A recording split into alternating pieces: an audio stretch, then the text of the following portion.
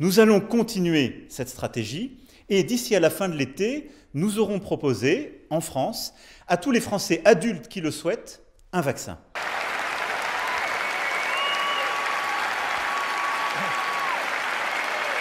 Qu'est-ce que ça peut bien vouloir dire ?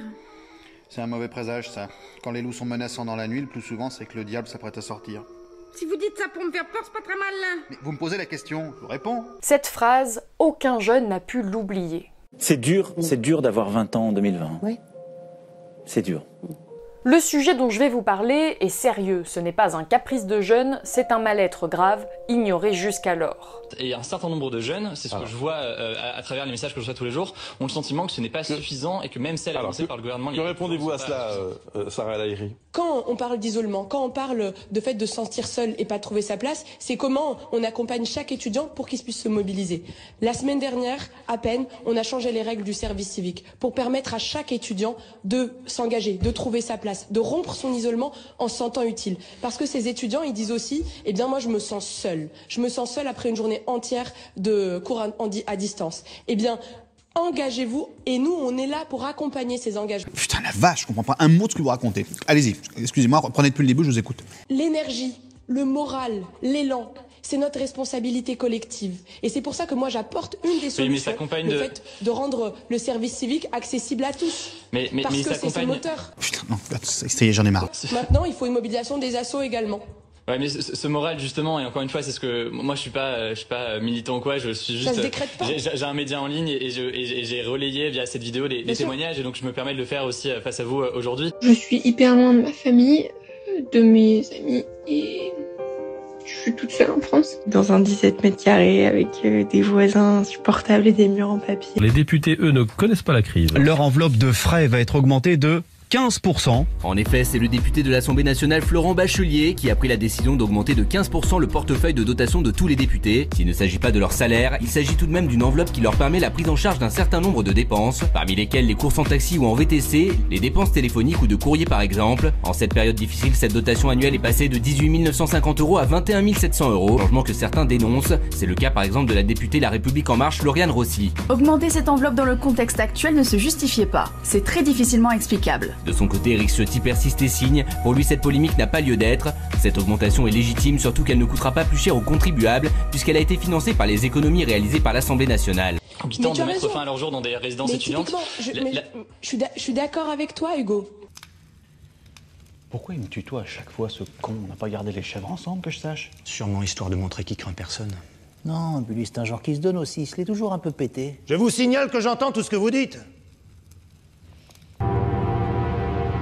Nous sommes à une trentaine de kilomètres à l'est de Pékin. Une fois quitté le quartier des affaires et ses gratte-ciel, nous atteignons Tongzhou, au-delà du 5e périphérique qui ceinture la capitale chinoise. De l'autre côté de ce checkpoint de la police, c'est une zone interdite, officiellement contaminée par le virus. Cette rivière sépare Pékin du Hebei. Ici, c'est le plus loin où l'on peut aller. Pour contrer la résurgence de l'épidémie, la Chine a donc décidé de construire des frontières intérieures. On a appris hier dans Le Point qu'un Anglais de 19 ans vient de se réveiller après 11 mois de coma. Le réveil risque d'être un peu brutal. À son réveil il y a quelques jours, c'est avec stupéfaction qu'il a découvert un tout nouveau monde. Un monde avec des masques, des gestes barrières et sans restaurant. S'il n'est pas encore tout à fait en état de comprendre l'étendue de la pandémie liée à la Covid-19, sa famille l'aide petit à petit à remarcher tout en lui expliquant à quoi ressemble ce nouveau monde dont il ne connaît rien. Bien sûr. De l'autre côté, la question aujourd'hui des petits jobs et des petits boulots, c'est aussi une réalité. C'est pour ça qu'on crée 20 000 jobs dans les campus. Mais moi, ce que je dis, c'est au-delà de ça. Moi, je crois que la réponse, elle vient pas exclusivement de l'État. Et encore plus quand ça touche le moral. Non, mais l'État peut faire davantage. C'est ce qui est relayé par plusieurs étudiants qui disent, voilà, on a, et d'ailleurs, voilà, on a des organisations plus politisées étudiantes, syndicats étudiants, qui vont parler d'un RSA pour les jeunes, qui vont parler davantage de moyens qui doivent être mis. Mais ne serait-ce que même d'un point de vue de l'université, qui vont dire, il faut qu'on puisse revenir davantage qu'un jour par semaine à l'université. À 8h, j'ouvre mon ordi, à 22h, je le ferme, et à 22h30, je suis couchée. J'ai l'impression que ça sert à rien, que tout ça, ça va jamais se terminer. En premier lieu, une partie des étudiants n'a même plus de quoi se nourrir et vivre dans des conditions dignes. Un tiers des étudiants qui travaillaient ont perdu leur petit travail, entraînant une perte de revenus estimée en moyenne à 274 € par mois. 274 € par mois dans un budget étudiant, c'est colossal, c'est même vital. Mais est-ce que vous me rejoignez quand je dis, quand je dis que le moral, ça ne se décrète pas? Que l'État, la responsabilité aujourd'hui, effectivement, on parle pas de morale, ma responsabilité, c'est d'être dans l'action. On parle pas de morale, on parle de gens qui ont envie de se suicider. On parle de gens qui ont envie de se suicider. 30% des jeunes qui déclarent avoir déjà pensé à mettre fin à leur jour. Alors, je vous laisse finir, pardon, allez-y. Psychologique. Les réponses que l'État peut apporter à l'instant T, oui, c'est un accès au psy et aux médecins au plus vite et le plus rapidement possible. Mais c'est pas que ça.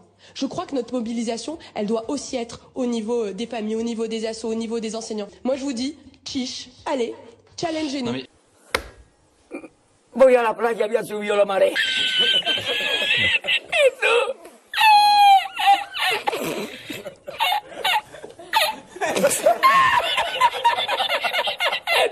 C'est un sentiment de ras-le-bol en fait, on n'en peut plus. Énormément d'étudiants qui abandonnent dans ma licence et qui disparaissent. On ne sait pas où ils sont, on ne sait pas ce qu'ils font. On voit un peu tous nos rêves s'effondrer. Depuis tout petit, je voulais être médecin. Ça m'aura coûté un rêve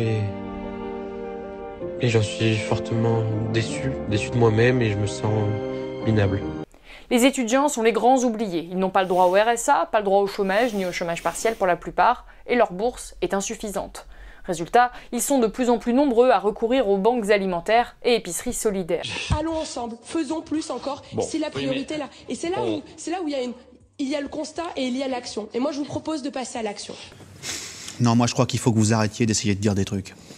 Ça vous fatigue déjà, puis pour les autres, vous vous rendez pas compte de ce que c'est. Moi quand vous faites ça, ça me fout une angoisse. Je pourrais vous tuer, je crois. De chagrin, hein. Je vous jure, c'est pas bien. Il faut plus que vous parliez avec des gens.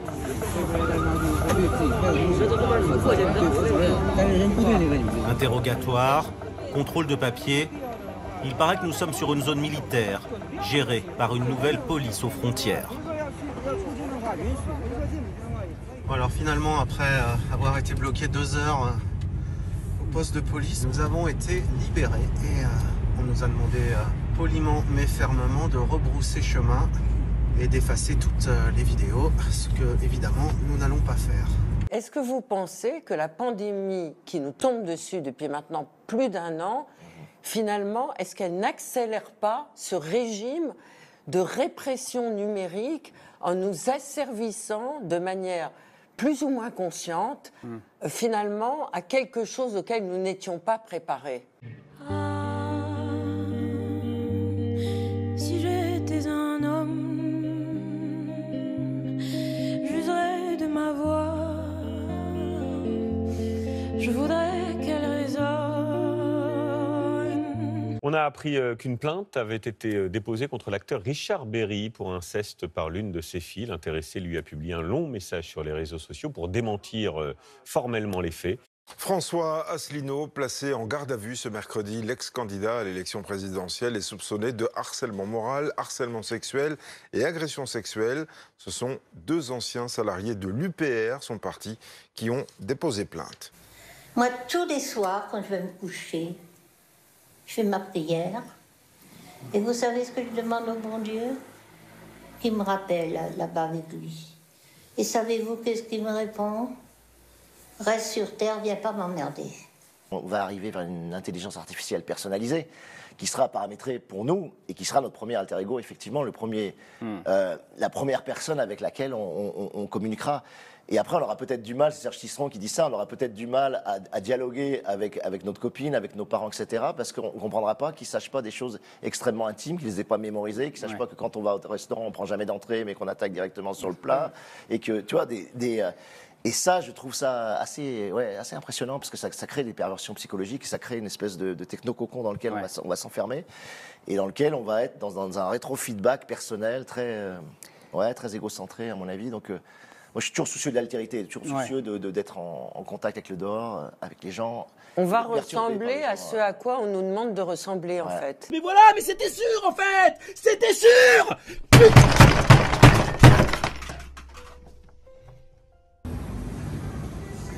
Et on va mesurer notre coefficient beauté avec les caméras. 92. Et moi? 90. Dans ce monde post-Covid, la reconnaissance faciale est devenue un jeu. De quoi pimenter notre quotidien avec Lulu. Un quotidien qui se limite aux frontières de notre district de Chaoyang et à quelques quartiers soigneusement sélectionnés et autorisés par notre QR code santé. On se déplace uniquement en taxi pour éviter les transports publics et d'éventuels cas contacts.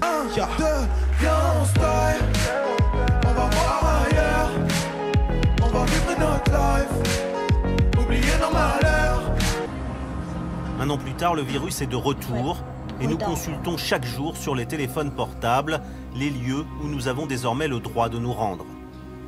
T'as vu là? Chouigny, c'est vers là en fait. C'est surtout cette zone-là qu'on ne peut pas aller. Qu'est-ce qui se passe si on traverse ces zones-là? Le QR code devient rouge. Et quand ton QR code est rouge, tu peux pas quoi. Tu peux aller nulle part. C'est ça qui est embêtant. Un QR code santé, sorte de passeport électronique qui traque 24 heures sur 24 nos déplacements. Impossible de s'en passer de ce QR code. Il faut le scanner toute la journée pour entrer dans un taxi, mais aussi pour entrer dans un magasin, un restaurant ou dans n'importe quel lieu public. Ça quoi là, hein? C'est bon, je suis ouverte. Qu'est-ce qu'on risque?